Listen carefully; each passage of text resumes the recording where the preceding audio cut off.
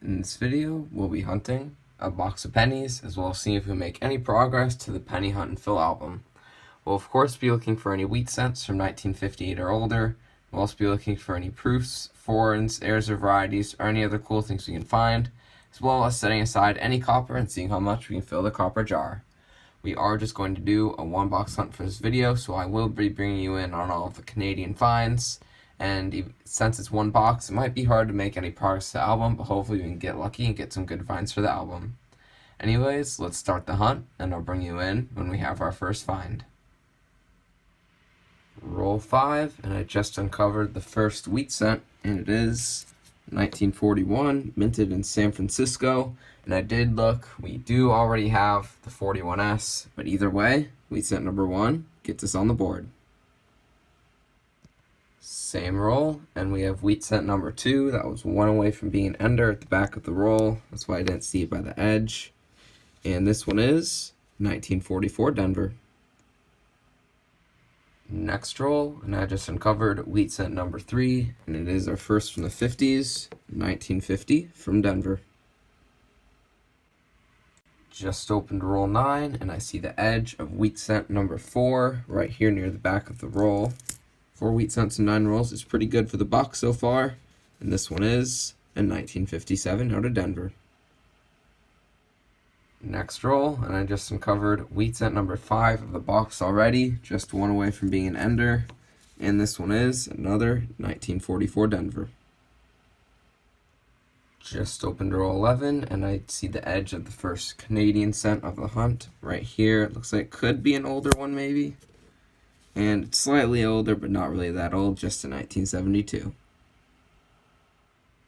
Just opened roll 18, and I see the edge of wheat scent number 6 of the box so far, right here. And this one's going to be a 1941 from Philly. We're on roll 20, and I just uncovered this. I haven't really taken a close look at it, but a few coins behind looks a little bit older as well. Don't know if this is a wheat scent yet, but it's super worn. And we do have a wheat scent, and it's super worn, super corroded. Probably an older one, probably from the teens or something, but I do not see a date on it. I'll try to get a date off of it, and if I do see one, I'll bring you back for that, of course. But 2 coins behind it looks like it could be an older one as well. And it is. Wow, I can't believe I saw it by the edge.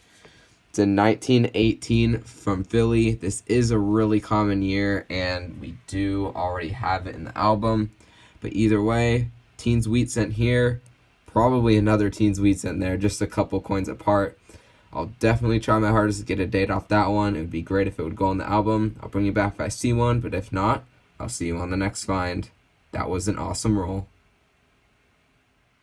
Next roll, just uncovered yet another wheat scent. And it looks worn at first, but it's actually just really damaged. It's a 1946 out of Philly. It looks like it was flattened or something, but either way, super damaged, but I'll still take it. Another wheat scent on the board. Roll 25, halfway point of the box, just open the roll, and I see the edge of Canadian scent number 2 right here. It looks pretty new, and it is just a 2006. Roll 32, just open the roll, and we're going to have Canadian scent number 3 of the box right here. It's not going to be too old, it's just a 1986. Next roll, and I just uncovered a wheat scent, and this is going to make 10 wheat scents for the box, which is what I like to go for in a box, so this is definitely going to be a good hunt. This wheat scent is in 1954 Denver. Next roll once again, and we have another wheat scent from the 50s. And this one is going to be 1951 out of Denver. Roll 36, just uncovered yet another 50s wheat scent. And this one is last year, 1958 Denver. Just opened the last roll of the box, and we haven't had any finds for quite a few rolls. And we're going to have at least 3 finds in this roll, because I see the edges of 2 Canadians and a wheat scent. I'll just pull out the Canadians first, and they are a 2000 right there. The other one is back here, and it is a 1983. Then the wheat scent is in between them right here. And it looks pretty nice, probably going to be in the 50s.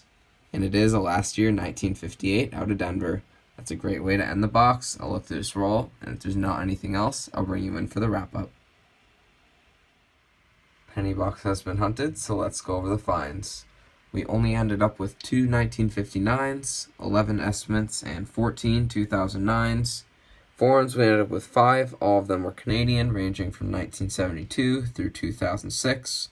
And we didn't really have any miscellaneous finds, so let's move on to the wheat cents. And we got 13 wheat cents for the box, which is definitely above what I like to get, which is great.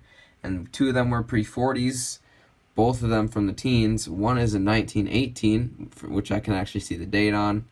And this one, I'm pretty sure it's a 1919. It's pretty hard to tell, but I can't really confirm a date, but it's really beat up anyways, and we do already have a 1919, and it's a very high mintage year, so it would make sense that it would be a 1919. Either way, don't really know the date, but that's okay. And then lastly, copper. We got about a third of the jar full, which is about how I usually do for a box. So now let's see if we have any additions or upgrades to the Hunt and Fill album, and I'll bring you back with an album update. Just finished adding and upgrading everything to the album, and it didn't really change too much. Unfortunately, we did not have any additions in this hunt. It was just a 1-box hunt, so I was afraid this would happen. But we did get one upgrade. We were able to upgrade that 1918. The one in there before was pretty boring.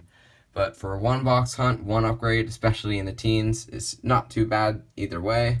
And overall, even though we didn't have any additions, this was still a good Penny Hunt and Fill episode.